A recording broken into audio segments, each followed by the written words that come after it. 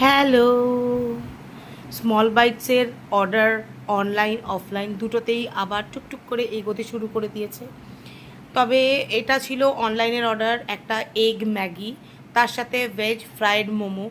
অনলাইনে এত ভেজ মোমো আসে কেন কে জানে।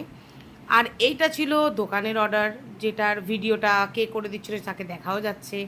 যাই হোক, সে ছিল বলে ভিডিওটা করতে পেরেছি। এটা ছিল একটা চিকেন র্যাপ।